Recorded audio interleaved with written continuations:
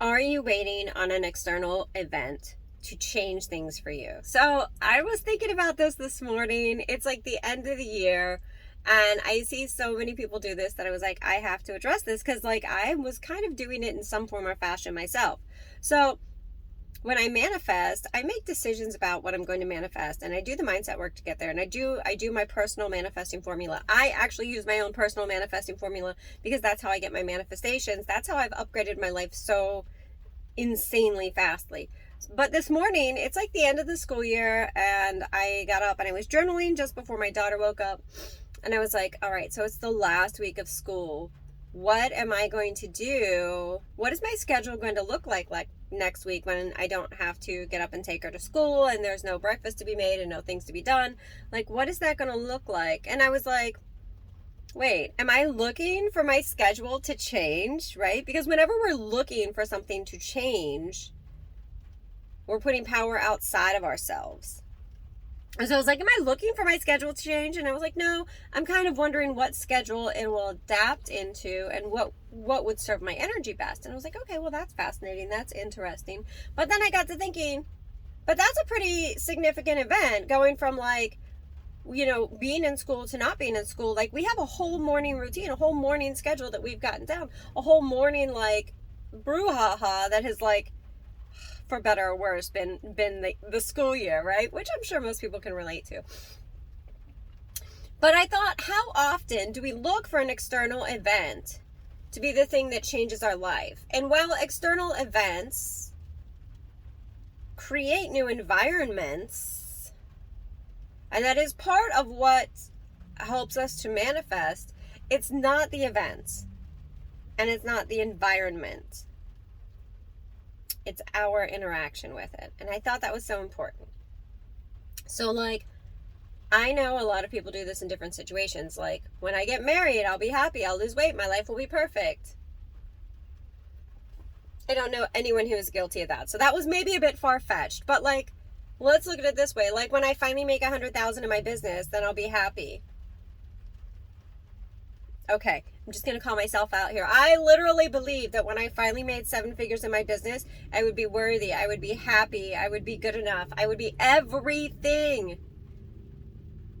And then, like, I was so disappointed when I made 7 figures in my business. I was so disappointed. It was so, like, anticlimactic, right? Because I had put all of the power outside of myself. I had put all of the energy, all of the power, all of the excitement around the event outside of myself instead of putting it inside of myself. And that's really where it was. And so all of these events, like, I'll be happy when I graduate. I'll do this when this happens. When I lose weight, my life will be perfect. When I'm loved by a guy, then I'll have everything I want. And the fact of the matter is you're going to continue to want and want and want and want and want more and more and more and more and more as the days go on and on and on and on, because you are made of the same particles of the universe. And the universe is ever expanding. Ever and always expanding. It was made to expand. The universe is expanding now and expanding now and expanding now. And you are made of the universe. So you are expanding now and expanding now and expanding now. So what does that expanding now look like? It looks like you want more things. You want to have more experiences. You want to have more joy. You want to have more abundance. You want to have more reach. You want to have more self-expression. You want to have more, I wish I could put into words what I'm seeing, but like, you want to have more access, more opportunity in your life. Yes, we just got coffee. Yes, there will be much more coffee today. It's okay.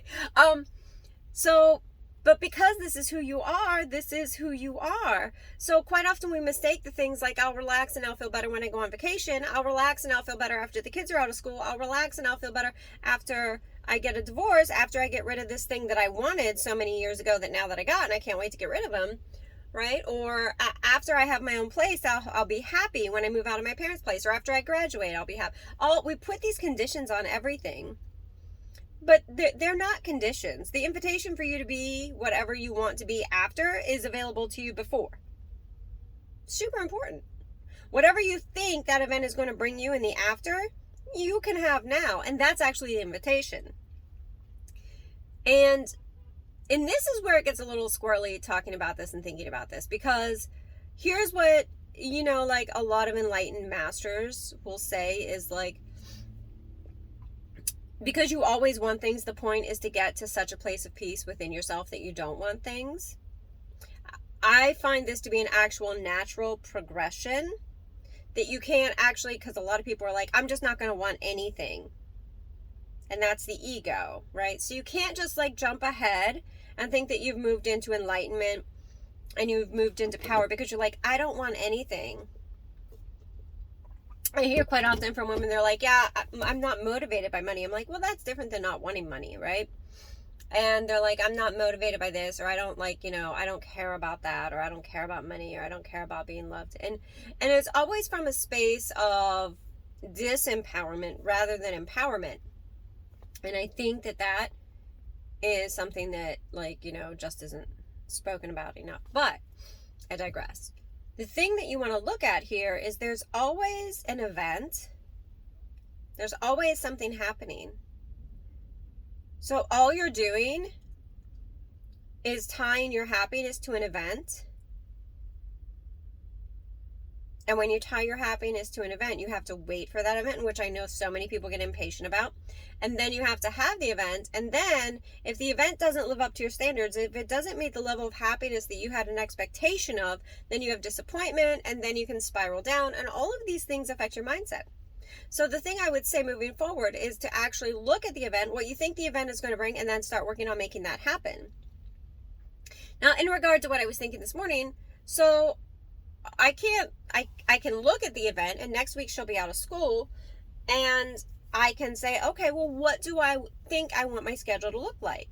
And I go a lot by like what my internal energy feels like, right? So like, I know that in the morning I am most intuitive, I am most creative, I am in flow. I can get literally 5 hours of work done in 2, or at least 4 hours of work done in 2, that most people would like take all day for. So like I can literally hammer out work like a mad woman in the morning, but then I need a break, and you know, so then I'll usually go to the gym and do this. So I'm like, well, I wonder if I would be more focused if I went to the gym first, or I wonder if this would happen, right? So like I'm kind of exploring into that and looking at what my options are so I can take control and power of the situation, which is really great.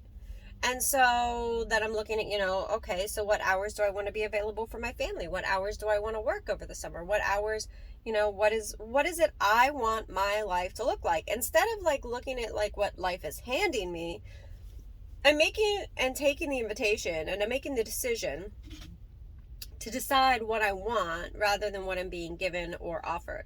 Because you're always going to be given and offered something by the universe, or life is going to happen to you.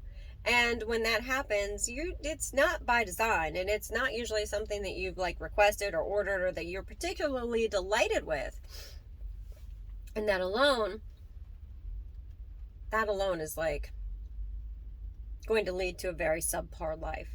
That kind of leads to that whole thing that I say about Groundhog's Day, where you like Groundhog's Day over and over and over because you're living an unconscious life. So I don't want that for myself, and I certainly don't want that for you. And so the way that I do that is I look whatever event that I'm excited about, or whatever event I'm looking forward to, and I flip the switch, and I take power back, and I take control back, and I make a very conscious decision about what I'm choosing, what I decide, and what I want. And that's how I manifest from there.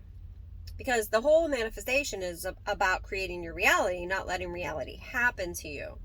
And so that's a really important thing to remember. And I think that's where I'm going to leave you today. So thank you for being here with me. I hope this has helped. Let me know. I want to hear from you. You can always find out more at Sherry at thesherryhemstreet.com.